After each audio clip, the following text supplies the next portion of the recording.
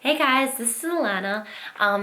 So I'm back from my exchange now. So back in Australia, back into the heat. It's like summer now, so 30 degrees or something ridiculous. Very different from Sweden. It's like 60-degree change or something.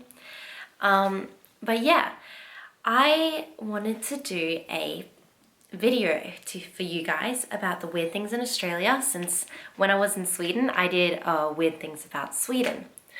So, living in this country, like literally my whole life, it's a bit hard to notice these cultural differences.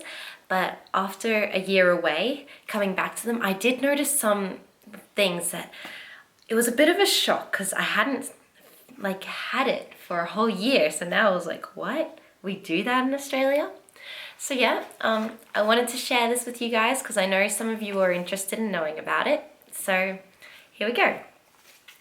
First of all, I think Australia is pretty famous for this, but we have crazy sort of animals. We got like the most poisonous snake and the most poisonous spider, and I don't know. We're just used to having it all around, but it's not weird to find it in your backyard, like a big spider in your bathroom and all that stuff.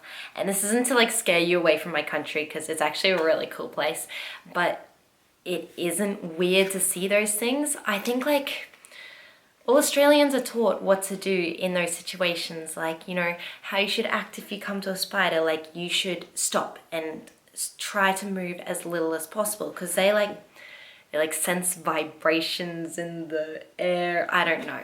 Please don't ask me this stuff, but I do know that you're supposed to like stop moving. But yeah. And like, if we did get bitten by a snake, again, you don't move much. You call someone to get you help, blah blah blah.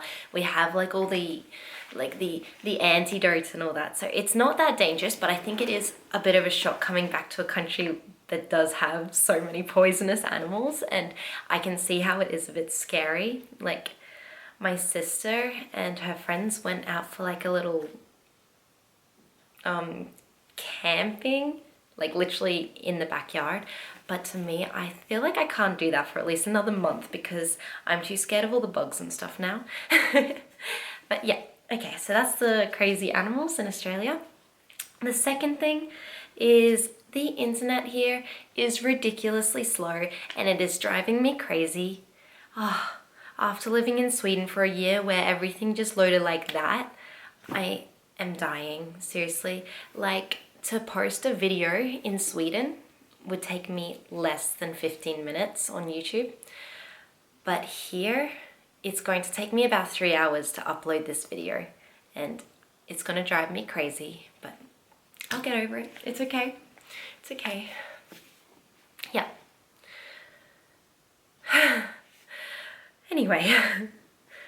Okay, more about like the people in Australia.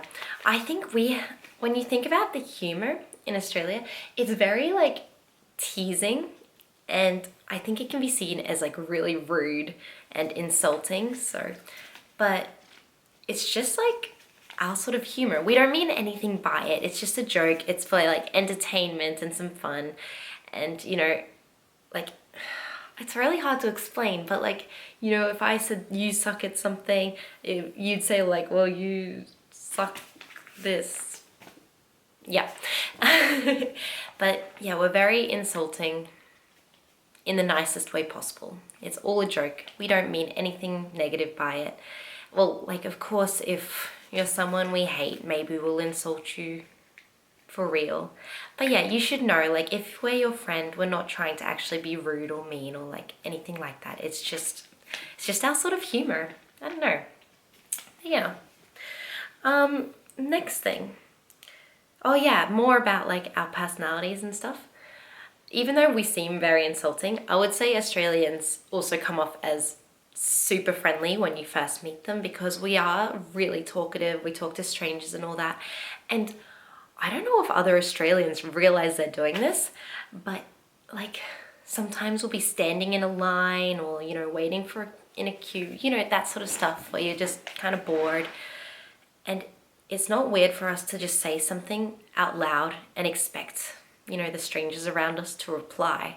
So we'll be like, oh, this lineup is taking forever. And the person behind you or in front of you will be like, yeah, I know, right? And you start talking. Completely normal. Like, you don't have to direct it at anyone in particular, you just say it. And it starts up a conversation. And it is really weird, because when I first came back to Australia, and you know when you get off the plane and you have to go collect your baggage at the thing, I was just standing there and there was this random stranger next to me, and he said basically like, oh, always takes so long to get your luggage, or something like that. And for a second I was kind of expecting like the person beside him to reply, because I assumed they must have been friends or something.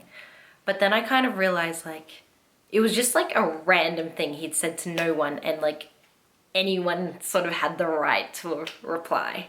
I don't know how else to explain it. But yeah, so I ended up replying like a minute later. Whoops, it must have felt really weird. But yeah, I did reply and we started a conversation, and it was totally natural, kind of. I thought it was a little weird, but it was cool. Anyway, then also coming back to Australia, like one of the biggest shocks was driving on the left side of the road again. Because after living in Sweden and, you know, being on the right side of the road all the time, it just feels weird, especially when I get to an intersection and I'm like, which way do I go? Oh my God, freaking hard, okay? Don't try it. And like, I remember when I first came to Sweden and I had it in my head, like, okay, remember, cars are on the right side of the road, right side of the road. So I was always checking when I came to a crossing that like I would look on the right side of the road and stuff. So I had that in my head so I wouldn't forget. And then I met my counselor and I had to hop into her car and she said, oh yeah, just in the passenger seat. And of course I went to the wrong side. I was on the driver's seat, but like I hadn't thought about that because obviously the wheel is also going to be on the other side of the car, but silly me didn't think of it. And then when I came back to Australia, my parents got me kind of like this Christmas present / coming home sort of present, which was a new car, which I was super excited about, and yay. But like I didn't want to drive straight away because I knew like being on the left side of the road was going to be confusing, so I wanted to wait till we got to some sort of quieter streets. And so they were like, okay, just like hop into the passenger seat then. Went to the wrong side. So yeah, I'm not used to it yet, but I'll get there, hopefully. Just watch out for me on the road if you ever see me, because I might go onto the wrong side. Whoops. Okay, the next thing. Okay, this is like really random, just like a little comment, but the tree trunks in Australia are orange. Like, I'm not even kidding, they're actually like orange. It's weird, but I'll put in a picture for you guys if I can find one, or I'll just take one. Cool. Slang in Australia. I know every country has a little bit of slang, but I think Australia has more than like any other country I've wow, sorry, I'm losing my voice. But yeah, Australia has so much slang, because I'd kind of taken it out of my vocabulary whilst I was in Sweden. But now coming back, I hear it like in every second sentence, and it's really, it's both nice and confusing. But yeah, I guess it's another thing you get used to, and I'm really like, yeah, it feels nice because I missed it, and now like everyone around me understands all the slang if I do use it. But I think it's going to take me a while to use it again. Okay, and okay, I think I've got one last thing, and that's the heat in Australia. It is quite hot, ridiculously hot. And so I literally feel like my makeup is melting off me if I'm in the heat for too long. And that sounds really gross, but it's true. Like, oh. And we always wear like flip-flops, or we call them thongs in Australia, but that sounds really weird to me now as well. But yeah, so we always wear flip-flops because it's comfortable and it's cool and easy. And I don't think many other countries do that. I don't know, but we wear them, you know, we go to the beach, we wear them. Maybe when we're inside, we'll wear them. If we're like going shopping, we'll wear them. You know, it's just the easy option. But I don't know, maybe every other country does that and I just didn't realize. But yeah, I hope this taught you a little bit about Australia. I want to put in here quickly, this is all generalizations. Like, not every single Australian is gonna follow every single thing that I said. Like, seriously guys, we all have different personalities. Don't go putting up comments like, oh, I went to Australia and I met this person and they didn't do it that way. Cause yeah, no, I know that. Like, not every Australian's gonna be like that. And that's okay. This is just to generalize and give a simple idea of what you can expect. Okay. And I hope that clears everything up so you guys don't have to try and educate me on how everyone's different, because I do know that, I promise. Okay, but yeah, if you guys have ever been to Australia and you've noticed something weird about my country, please tell me, because I'm excited to hear about it. And yeah, I'll see you guys later.